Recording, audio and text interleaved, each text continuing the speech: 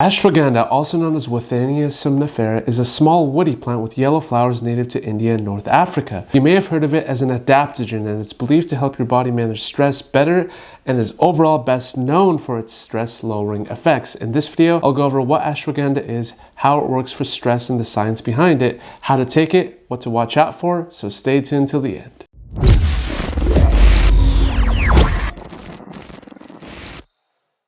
Hi guys, you've seen Arslan Media Pharmacist here on YouTube. This week's video is on ashwagandha. If you haven't already, smash that like button below now, as I greatly appreciate it and it also helps out the channel so much. There's also a lot of useful information in here that I know you could benefit from as well. Also, while you're at it, hit that subscribe button too to stay up to date with new weekly videos. And without further ado, let's talk about ashwagandha. The name ashwagandha is from the Sanskrit language and is a combination of the word ashva, which means horse, and gandha, which means smell. The root has a strong aroma that is described as a horse-like smell, and the scientific studies have suggested that ashwagandha might be beneficial for a number of conditions. But keep in mind that not all studies that suggest something is beneficial maybe, so there is a ton of limited research behind the supplement. However, with that said, the condition in which most studies that stand out as significant are those that look at its use for stress reduction. So bottom line, does it work? There is evidence to support the use of ashwagandha for stress, and I'll go over the specifics in a bit. And if you guys don't know, I'm a big fan of adaptogens, and I think the research headed with them is in the right direction,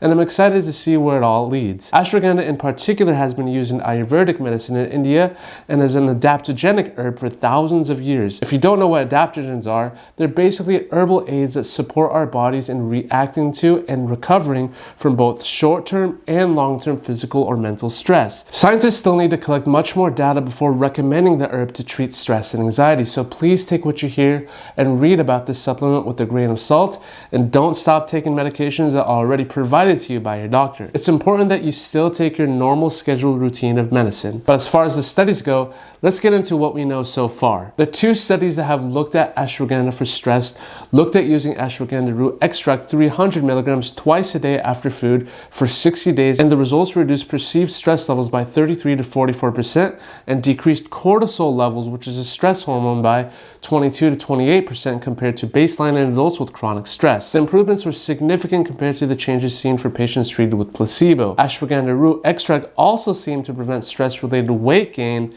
compared to placebo in another study. And it probably did that by controlling cortisol, as it's thought that high levels of cortisol lead to weight gain, especially in the belly region. Keep in mind that ashwagandha has been safely used in clinical trials up to 12 weeks. And it's believed to work by acting as a so-called anti-stressor that suppresses stress-induced increases in dopamine receptors in the corpus striatum of the brain. It also appears to reduce stress-induced increases of plasma corticosterone, blood urea nitrogen, and blood lactic acid. So with all that said, how is it supposed to be taken? There's no standard dosage based on modern clinical trials, but the study that looked at its use for stress, the patients took 300 milligrams twice a day after food. Other studies have used much higher doses, and some products contain up to 1.95 grams. So keep in mind to always follow the directions on the label for whichever supplement you take. It'll come in the form of a capsule, powder, and liquid extract, so please make sure to read all labels fully. Keep in mind that ashwagandha root is not for everyone, especially if you're pregnant, breastfeeding, have an autoimmune disease, type 1 diabetes, and Hashimoto's thyroiditis. It also interacts with some medications used for diabetes, blood pressure, thyroid, and benzodiazepines,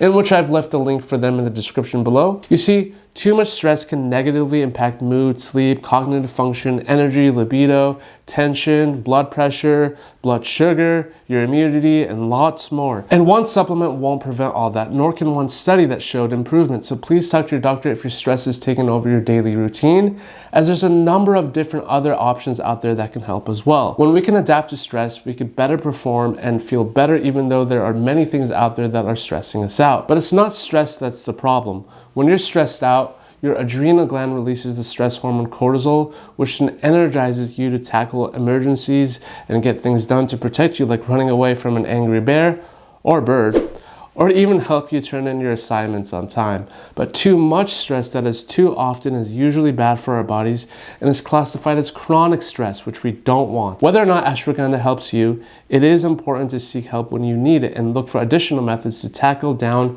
chronic stress. Lastly, one more thing before I forget. Ayurvedic herbs are not FDA regulated.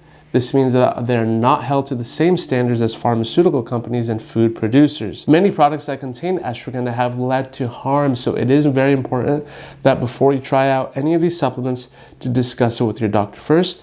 And if you have the okay, that you make sure to get one that's tested and verified by a reliable third-party test for purity. I left a popular one in the description below if you want to go ahead and check that out. I hope this video was useful to you guys, and I hope that you do share it with someone you know who could benefit from it. Like the video if you did enjoy it, and subscribe to stay on board with all my other weekly health and wellness videos. Thanks for sticking tuned all the way to the end, and as always, I'll see you on the next one.